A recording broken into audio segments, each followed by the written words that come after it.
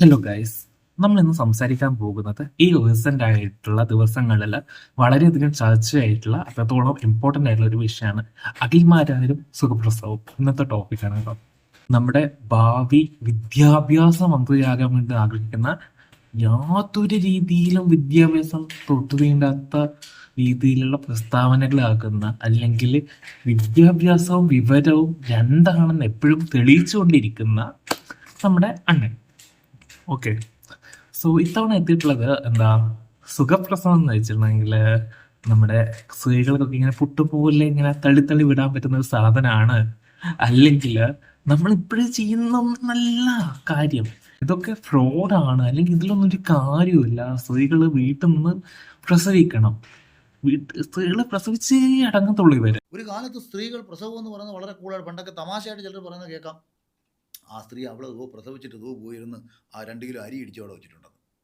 അപ്പൊ ഇത്ര നിസാരമായിട്ട് സ്ത്രീകൾ വളരെ എൻജോയ് ചെയ്തിരുന്നൊരു പ്രോസസ്സിനെ ഇവിടുത്തെ കുറെ ആശുപത്രികളും വന്ന് ഇവിടുത്തെ കുറെ രക്ഷകർത്താക്കളെ ഇതിങ്ങനെ പ്രഷർ കയറ്റി വെച്ച് അതോടുകൂടി ആദ്യ കയറി പ്രഗ്നൻ്റ് ആയിക്കഴിഞ്ഞാൽ തന്നെ എനിക്കെന്തോ മാരക രോഗമാണെന്നൊരു പെൺകുട്ടിയുടെ മനസ്സിലേക്ക് ഇട്ടുകൊടുത്ത് ഇതിനെ ഇങ്ങനെ പേടിപ്പിച്ച് 9 മാസം ഇതിന് പ്രസവിക്കാനും പറ്റാതെ സിസേറിയനുമായി ആകെ കോംപ്ലിക്കേറ്റഡ് ആക്കി വെക്കും.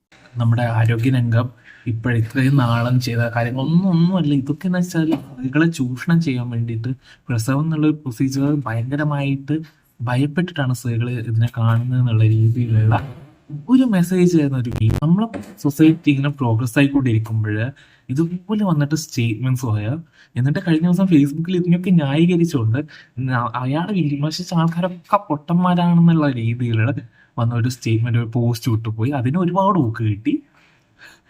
അത് ഞാനിവിടെ കൊടുക്കാം കേട്ടോ. ഇന്നലെ വരെ പറഞ്ഞിട്ടുള്ളത് മറ്റേ എന്താ, ഈ നെല്ല് കുത്തുമ്പോൾ പോയി പ്രസവിച്ചു തന്ന ഒരു കൾച്ചറാണ് നമുക്ക് ഉണ്ടായത്, അല്ലെങ്കിൽ അത്രേ ഉള്ളൂ, സിമ്പിളാണ് പരിപാടി, ഇതിലൊന്നും ഒരു കാര്യമില്ല, സ്ത്രീകൾ അനുഭവിക്കുന്ന വേനയിലൊന്നും ഒരു കാര്യമില്ല എന്ന് പറഞ്ഞ പുള്ളി ഇപ്പൊ വന്നിട്ട് പറയുന്നത്, ഞാൻ പറയുന്നത് എൻ്റെ പ്രോസസ്സിനെയാണ്, ഫുൾ സിസ്റ്റത്തിനാണ്, അല്ലാതെ ഒരു പ്രസവിക്കുക എന്നുള്ള മാത്രം കാര്യത്തിനല്ലെന്ന് അപ്പം പ്ലേറ്റ് മാറ്റി. പക്ഷേ ഇതൊക്കെ വീഡിയോ ആണ്, എന്നിട്ട് ഞാൻ ന്യായീകരിക്കാൻ എങ്ങനെ സാധിക്കുന്നത്? ഇതുപോലുള്ള സ്റ്റേറ്റ്മെന്റ്സ് എന്നും തള്ളപ്പെടേണ്ടതാണ് നമ്മുടെ സൊസൈറ്റിയിൽ നിന്ന്. ഇതുപോലുള്ള സ്റ്റേറ്റ്മെന്റ് ആക്കുന്ന ആൾക്കാരെയും പലപ്പോഴും ക്യാൻസൽ ചെയ്യാൻ പാടില്ല എന്നാണ്, പക്ഷെ ക്യാൻസൽ ചെയ്യപ്പെടേണ്ടതാണ് ഇത്തരം ആൾക്കാരും പ്രസ്താവനകളും. കാരണം ഇത് കണ്ടിന്യൂസ് ആയിട്ട് ഇങ്ങനെ പ്രസ്താവനകൾ വരികയാണ്. നമുക്ക് തന്നെ റീസെൻ്റായിട്ട് എന്തോരം മരണങ്ങൾ നമ്മുടെ വീട്ടിൽ നിന്ന് പ്രസവിക്കുമ്പോൾ പ്രോപ്പറായിട്ടുള്ള ചികിത്സ തേടാത്തത് കൊണ്ട്, പ്രോപ്പറായിട്ടുള്ള സ്കാനിങ് നടത്താത്തത് കൊണ്ട്, പ്രോപ്പറായിട്ടുള്ള ഫോളോ അപ്പ് ചെയ്യാത്തത് കൊണ്ട് സംഭവിക്കുന്നുണ്ട്. നമ്മൾ ഇതൊക്കെ എതിർക്കപ്പെടേണ്ടത് തന്നെയാണ്. ഓക്കെ, നമ്മുടെ ഹെൽത്ത് കെയർ സിസ്റ്റത്തിലും അതിൻ്റെതായുള്ള പോരായ്മകളും കാര്യങ്ങളൊക്കെ ഉണ്ട്.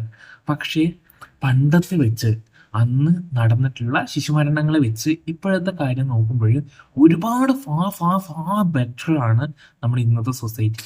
പല യൂറോപ്യൻ കൺട്രീസിലൊക്കെ ആണെങ്കിലും വീട്ടിൽ പ്രസവിക്കാൻ പ്രിഫർ ചെയ്യുന്ന ആൾക്കാരൊക്കെ ഉണ്ട്. അതെന്ന് വെച്ചിട്ടുണ്ടെങ്കിൽ പ്രോപ്പറായിട്ട് എല്ലാ മാസവും ഫോളോ അപ്പ് നടത്തി, സ്കാനിങ്ങുകൾ നടത്തി, അതും പ്രൊഫഷണൽ ആയിട്ടുള്ള ഒരു മിഡ് വൈഫിന്റെ സഹായത്തോടെയാണ് അതൊക്കെ ചെയ്യുന്നത്. അല്ലാതെ ഇവിടെ പോയിട്ട് ഏതെങ്കിലും ഒരാളെ വിളിച്ചു കൊണ്ടുവന്ന് ഇവര് പ്രസവിക്കുക, അങ്ങനെയുള്ള സിസ്റ്റം അല്ല ഇത്. പിന്നെ ഇങ്ങനെ പ്രസവിക്കുന്നവരില്ല, ഐ മീൻ പോകത്തില്ല, നമ്മുടെ നാട്ടിൽ ഇങ്ങനെ പ്രസവിക്കുമ്പോൾ രക്ഷപ്പെടുന്ന ആൾക്കാരുണ്ടാകും. അതെന്ന് വെച്ചിട്ടുണ്ടെങ്കിൽ വളരെ ഒരു മൈന്യൂട്ടായിട്ടുള്ള ഒരു കേസാണ്. ഭയങ്കര ലാഘവത്തോടെ ഭയങ്കര സുഖം കിട്ടുന്ന പരിപാടി ഒന്നല്ല ഇത്. സോ ഇതൊക്കെയാണ് ഇന്നത്തെ വീഡിയോ. മറ്റൊരു വീഡിയോയിൽ മറ്റൊരു വിഷയമായിട്ട് കാണുന്നത്. Signing off by.